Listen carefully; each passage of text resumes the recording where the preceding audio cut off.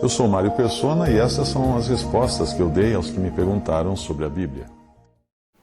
Entramos então na segunda carta aos Coríntios, capítulo 4. É sempre interessante quando nós lemos 1ª e 2ª Coríntios, tentar perceber que ele pode estar falando de assuntos que ele já falou, então tem contexto. O que ele diz pode ter contexto. Por exemplo, ele vai falar no versículo 2 aqui daqueles que falsificam a palavra de Deus, e certamente esses eram os judaizantes, que era um problema que já estava acontecendo nas assembleias no princípio da igreja. Eles eram também os falsos apóstolos, eles eram também os ministros de Satanás, travestidos de ministros de justiça. Então tudo isso é bom ter em mente que ele toca nos assuntos, mas são assuntos que ele já tinha detectado problemas nessa Assembleia de Corinto. Nós podemos, de certa forma, agradecer a Deus, né? Não sei se a gente pode agradecer a Deus, de Corinto ter tantos problemas, porque só assim vieram à tona, foram revelados esses problemas, e nós podemos também lidar com esses problemas quando eles surgem no nosso meio. Então, outras cartas para outras assembleias, nós não vemos isso. Você lê Efésios, você lê Colossenses, por exemplo, Tessalonicenses, não tinham tanto. Tessalonicenses tinha o problema da perseguição, né, e dos enganadores que estavam querendo fazê-los acreditar que já tinha começado a grande tribulação. Mas Efésios, por exemplo, e eu acredito que Colossenses também, não tem problemas, Filipenses também, e depois tem as cartas que são pessoais, né, como Timóteo. Mas aqui, então, ele começa dizendo que tendo este ministério, segundo a misericórdia que nos foi feita, não desfalecemos. Então, a própria tarefa que o Senhor coloca nas mãos de alguém é por misericórdia e graça. E não é pelo poder da pessoa, não é pelo esforço da pessoa. Teve até uma passagem que foi discutida hoje por algumas pessoas na internet, que é aquela em que o sogro de Moisés, Jetro, o sogro de Moisés, sugere para ele que ele deveria colocar homens para encabeçar diferentes atividades lá do arraial, porque Moisés estava ficando sobrecarregado com aquilo. E Moisés atende, então, o pedido de Jetro, a sua sugestão, e coloca homens, forma um corpo de homens que vão ajudá-lo a ministrar ali no arraial dos hebreus. Porém, existe uma ideia de que, quando ele faz isso, ele estaria errando, estaria agindo com falta de fé. E por que isso? Porque, primeiro, que Deus havia escolhido Moisés para fazer esse trabalho. E Moisés estava se queixando já de sobrecarga e coisa assim. Mas eu acredito que se o Senhor tinha dado a ele a tarefa, o Senhor dá também a ferramenta, o Senhor dá também a condição de cumprir a tarefa. E tem mais um detalhe que a gente não pode deixar escapar, que Jetro, embora fosse sogro de Moisés, ele não era do povo hebreu. Ele era um pagão. Ele só estava ali visitando aqueles hebreus que estavam vagando pelo deserto agora, mas ele não fazia parte daquele povo. Então é muito importante nós entendermos que os nossos recursos todos, o nosso ministério, os recursos para nós atuarmos aqui nesta vida, aqui neste mundo, vêm de Deus, e isso é dado a nós pelo Senhor por misericórdia. Então, não desfalecemos, segundo a misericórdia que nos foi feita, não desfalecemos. É claro que sempre existem percalços, né, dificuldades, mas isso estava no contrato, né? O Senhor falou, no mundo tereis tribulação, mas tende bom ânimo, porque eu venci o mundo. Então, estava no contrato. Ninguém pode dizer que foi surpreendido por alguma questão de sobrecarga aí. Aí no versículo 2, nós vemos, em 2 Coríntios 4, 2, antes rejeitamos as coisas que por vergonha se ocultam, não andando com astúcia, nem falsificando a palavra de Deus. E assim nos recomendamos a consciência de todo homem na presença de Deus pela manifestação da verdade.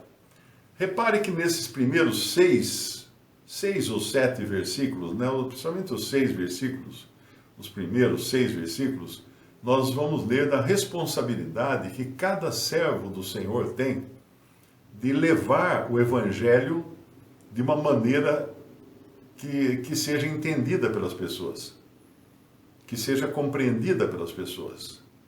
E não pode ter, ele no capítulo 3, ele falou do véu que cobria a face de Moisés, e que conforme a luz, o brilho da face dele desvanecia, ele pôs um véu, né, para não pegar mal, que estava perdendo o brilho da sua face. Mas aqui, quando nós levamos o Evangelho, nada pode ficar escondido atrás de um véu. As religiões, principalmente aquelas esotéricas, elas sempre têm algo assim, coisa para iniciados, né? Você tem que ser um iniciado, você tem que ler não sei quantos livros. Quem já participou no tempo da incredulidade dessas coisas, esqueci até o nome. Bom não lembrar. Essas coisas exigiam que você lesse não sei quantos livros, que você fizesse tantas etapas de iniciação, tantos graus, recebesse graus de aperfeiçoamento. Nada disso é assim na palavra de Deus. O Senhor olha para nós, somos todos iguais, somos todos feitos de carne, somos todos vaso de barro, e Ele nos capacita. Agora, Ele nos capacita a levarmos a palavra de Deus da maneira mais clara e cristalina possível. Paulo vai falar aqui de duas vertentes, ou dois lados dessa moeda que é testemunhar da palavra de Deus. Existe o lado da própria palavra de Deus, da própria mensagem, e existe o lado também do comportamento pessoal, de quem leva a mensagem. Nós sabemos que se nós vamos num restaurante e vemos o cozinheiro sair lá da cozinha todo sujo, todo com aquela roupa branca lá, mas está toda encardida, com comida grudada, tudo, nós já temos uma impressão ruim da comida. Porque a pessoa que deveria preparar aquela comida, ela não está da maneira que deveria se apresentar, com limpeza, com higiene, não é? Então, a maneira como nós levamos a palavra de Deus nesse mundo é muito importante. A palavra de Deus é o mais importante, mas o vaso que a transporta também não pode negligenciar, porque você pode desviar a atenção. Você pode desviar a atenção da sua mensagem para o vaso, para você, por 2 motivos. Uma, porque você quer aparecer. E você quer ser o tal e está buscando aplausos e confete e tudo mais. Mas a outra, por você ter uma aparência e uma atitude e uma maneira de ser tão tosca que as pessoas não vão querer escutar a sua mensagem. As pessoas não vão querer escutar a sua mensagem. Antes rejeitamos as coisas que por vergonha se ocultam. Então, o primeiro passo é rejeitar aquilo que é vergonhoso. Se eu estou associado a coisas vergonhosas, é claro que também quem escutar a palavra da minha boca vai ter dúvidas quanto à veracidade do que eu estou falando. É tipo aqueles filmes que você vê às vezes ele sempre põe isso, o vendedor de carro, né? O vendedor de carro como sendo um cara mentiroso. Ele chega, não, esse carro aqui, olha, isso aqui era de uma professora que só ia dar aula na escola e tal. Só que o cara não conta que a escola ficava no topo de uma serra, cheia de buracos, cheia de problemas para chegar lá. Então, nós não podemos transparecer que somos vasos não idôneos para transportar uma mensagem. Rejeitamos as coisas que por vergonha se ocultam, não andando com astúcia. O que é isso? Tem um livro que eu vi uma vez, um livro grosso, um livro de um autor americano dos anos 40, eu acho que era, que ele é um livro popular para quem trabalha com vendas. Mas, por incrível que pareça, ele é um livro popular também e usado em seminários para quem é pastor, quem é pregador do Evangelho. Porque ele ensina uma série de técnicas e táticas de como você enrolar a pessoa. Percebe? Então tem todo aquele jeitinho de dizer e não dizer. Esse é o mundo, a maneira do mundo. Agora, quando nós levamos o Evangelho, nós temos que entender o seguinte, que a obra e a ação é do Espírito Santo, não é nossa. Nós não temos nenhum poder de convencimento. Portanto, a nossa mensagem deve ser clara e simples. E levada ela, claro, numa bandeja de prata, de maneira digna, para as pessoas entenderem.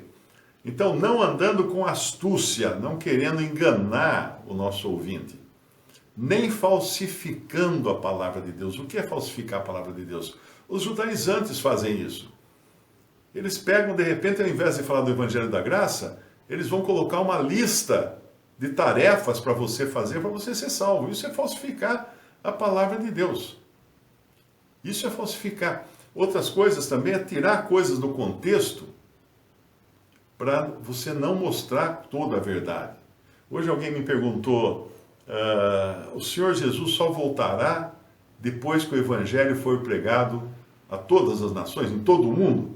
Claro, a pessoa perguntou porque tem uma passagem em Mateus 24 que fala, então será pregado este Evangelho do Reino em todo o mundo e então virá o fim. Do que ele está falando ali? Primeiro, ele não está falando do Evangelho da Graça, que é o que nós pregamos hoje. Ele está falando do Evangelho do Reino.